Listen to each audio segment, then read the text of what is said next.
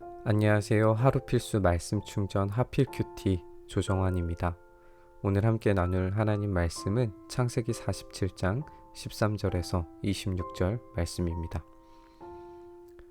기근이 더욱 심해지더니 온 세상에 먹거리가 떨어지고 이집트 땅과 가나안 땅에서는 이 기근 때문에 사람들이 야위어 갔다. 사람들이 요셉에게 와서 곡식을 사느라고 돈을 치르니 이집트 땅과 가나안 땅의 모든 돈이 요셉에게로 몰렸고 요셉은 그 돈을 바로의 궁으로 가지고 갔다. 이집트 땅과 가나안 땅에서 돈마저 떨어지자 이집트 사람들이 모두 요셉에게 와서 말하였다. 우리에게 먹거리를 주십시오. 돈이 떨어졌다고 하여 어른께서 보시는 앞에서 죽을 수야 없지 않습니까? 요셉이 말하였다. 그러면 당신들이 기르는 집짐승이라도 가지고 오시오. 돈이 떨어졌다니 집짐승을 바꿔서 먹거리를 팔겠소. 그래서 백성들은 자기들이 기르는 집짐승을 요셉에게로 끌고 왔다.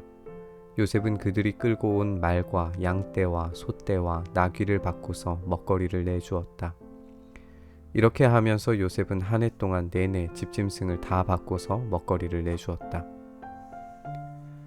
그 해가 다 가고 이듬해가 되자 백성들이 요셉에게로 와서 말하였다. 돈은 이미 다 떨어지고 집짐승마저 다 어른의 것이 되었으므로 이제 어른께 드릴 수 있는 것으로 남은 것이라고는 우리의 몸뚱아리와 밭되기 뿐입니다. 어른께 무엇을 더 숨기겠습니까? 어른께서 보시는 앞에서 우리가 밭과 함께 망할 수야 없지 않습니까? 그러니 우리의 몸과 우리의 밭을 바꿔서 먹거리를 파십시오. 우리가 밭까지 바쳐서 바로의 종이 되겠습니다. 우리에게 씨앗을 주십시오. 그러면 우리가 죽지 않고 살아날 것이며 밭도 황폐하게 되지 않을 것입니다. 요셉은 이집트에 있는 밭을 모두 사서 바로의 것이 되게 하였다. 이집트 사람들은 기근이 너무 심함으로 견딜 수 없어서 하나같이 그들이 가지고 있는 밭을 요셉에게 팔았다. 그래서 그 땅은 바로의 것이 되었다. 요셉은 이집트 이 끝에서 저 끝까지를 여러 성읍으로 나누고 이집트 전 지역에 사는 백성을 옮겨서 살게 하였다. 그러나 요셉은 제사장들이 가꾸는 밭은 사들이지 않았다. 제사장들은 바로에게서 정기적으로 녹을 받고 있고 바로가 그들에게 주는 녹 가운데에는 먹거리가 넉넉하였으므로 그들은 땅을 팔 필요가 없었다. 요셉이 백성에게 말하였다. 이제 내가 당신들의 몸과 당신들의 밭을 사서 바로께 바쳤소. 여기에 씨앗이 있소. 당신들은 이것을 밭에 뿌리시오. 곡식을 거둘 때에 거둔 것에서 5분의 1을 바로께 바치고 나머지 5분의 4는 당신들이 가지시오.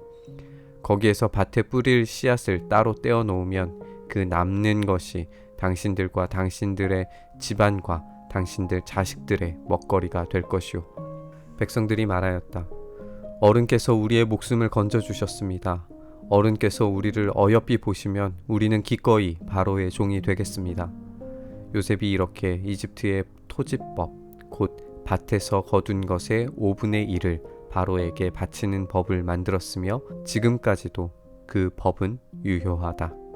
다만 제사장의 땅만은 바로의 것이 되지 않았다. 오늘 우리가 읽은 본문은 좀 딱딱하죠. 정치, 경제 이야기입니다. 사람들이 먹을 것이 없어서 죽어갈 위기에 처하자 요셉에게 도움을 구합니다. 그러자 집짐승을 팔도록 하고 땅을 팔도록 합니다. 고대 사회에서 이런 식으로 권력의 중앙 집권화되는 양상은 흔한 것이었어요. 이제 요셉은 21절에서 이집트의 이 끝에서 저 끝까지 성을 나누고 전 지역에 사는 백성을 옮겨서 살게 하였다라고 이렇게 말을 하죠. 여기에 어떤 개인의 소유는 찾아보기 힘들고 국가 기관과 또 구획에 따른 국가 기획을 엿볼 수가 있습니다.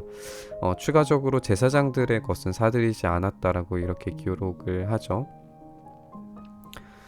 이제 요셉은 사람들에게 지금 필요한 먹을 것과 앞으로 생산에 필요한 씨앗을 줍니다. 이로써 현재와 미래의 필요를 충족시키고 이 생산에 대한 5분의 1을 세금으로 바치도록 합니다. 이 조처에 대해서 백성들이 기뻐하며 받아들입니다. 그리고 기꺼이 바로의 종이 되겠다라고 말을 하죠. 그리고 이런 토지법과 또 세금을 창세기의 기록자의 때까지 유지되었다는 것은 상당한 사회적인 균형을 이때부터 이루었다, 이렇게 생각을 해볼 수 있을 것 같습니다. 그렇다면 우리는 질문해 볼 수 있겠죠. 왜 애굽의 이집트의 정치 경제를 우리가 알아야 될까요? 어제 우리는 굉장히 은혜롭게 야곱의 고백과 함께 이야기가 끝난 줄 알았는데 뜬금없이 정치 경제 이야기로 돌아간 것처럼 보이는 걸까요? 여기에서 우리는 어떤 과정을 좀 살펴볼 수 있는데, 이 짐승을 팔고 땅을 팔고 또 종이 되는 그런 과정입니다. 앞으로 출애굽기와 레위기에서 이런 순서로 채무자가 점점 종이 되는 과정을 법으로 설정을 해둡니다. 또 레위인들이 땅을 받지 않고 세금을 면제받는 부분도 같이 등장을 하게 되죠. 그러니까 어떤 증가하는 궁핍에 대해 사람들의 반응이 애굽에서 했던 방식과 동일하게 이루어질 수 있다는 것을 미리 보여주는 것만 같습니다. 게다가 사무엘 선지자에게 왕을 요구할 때에 사무엘은 너희가 왕을 세우면 그 왕이 너희를 종노릇하도록 만들 것이다 라고 하면서 다양한 예시를 드는데, 애굽의 이런 과정을 따라가게 될 것이라는 그런 이야기처럼 들립니다. 이제 앞으로 이스라엘은 애굽에서 종살이 하게 될 거예요. 이미 바로의 소유로서 살게 된 겁니다. 그런 이스라엘의 고통스러운 목소리를 들으시고 하나님은 그들에게 종살이에서 해방시키시고 원래의 땅으로 돌아가게 하십니다. 이 거대한 이야기 속에서 이제 우리는 이렇게 생각해 볼 수 있는 거예요.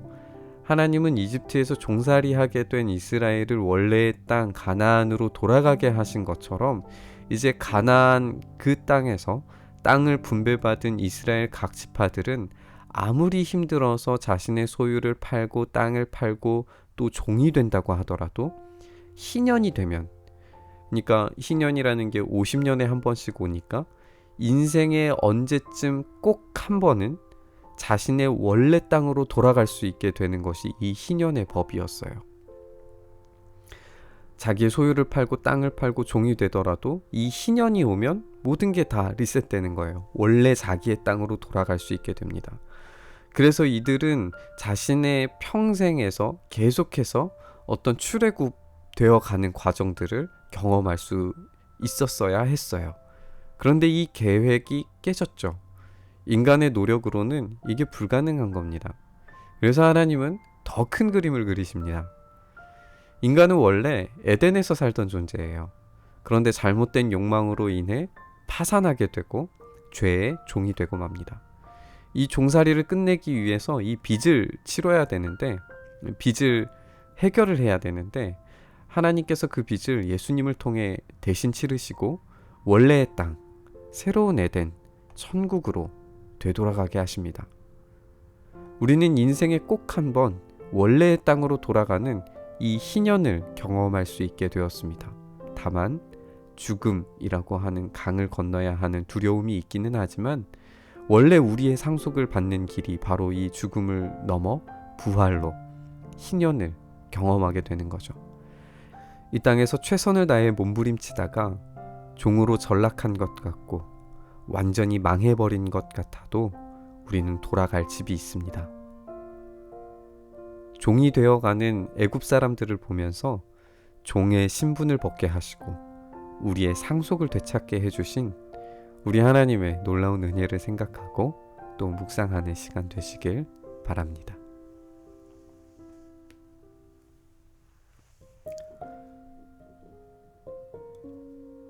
이집트가 종의 모습으로 점점 바뀌어 가기 시작할 때에 하나님께서 그리신 그 큰 그림 속에 이스라엘이 들어와 있다는 사실을 오늘 발견했습니다. 그들은 돌아갈 땅이 있고 되찾아야 하는 상속이 있습니다. 그리고 우리 지금 그리스도인들에게도 돌아갈 본향과 그리고 다시 받게 될 우리의 상속, 우리 주님의 놀라운 영광이 있는 줄 믿습니다. 오늘 그 영원한 하나님의 상속을 받게 하시는 우리의 종의 멍에를 벗게 하시고 새로운 출애굽을 경험하게 하시는 하나님의 놀라운 은혜를 생각합니다.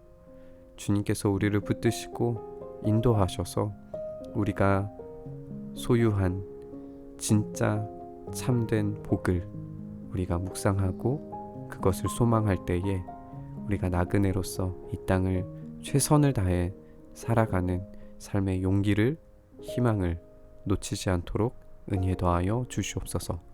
주님께서 그렇게 오늘 죄에서 구원하신 그 놀라운 은혜를 베풀어 주심을 감사드리며 우리 주님 예수 그리스도의 이름으로 기도드리옵나이다. 아멘. 부딪힌 말씀을 가지고 함께 기도의 자리로 나아가시죠.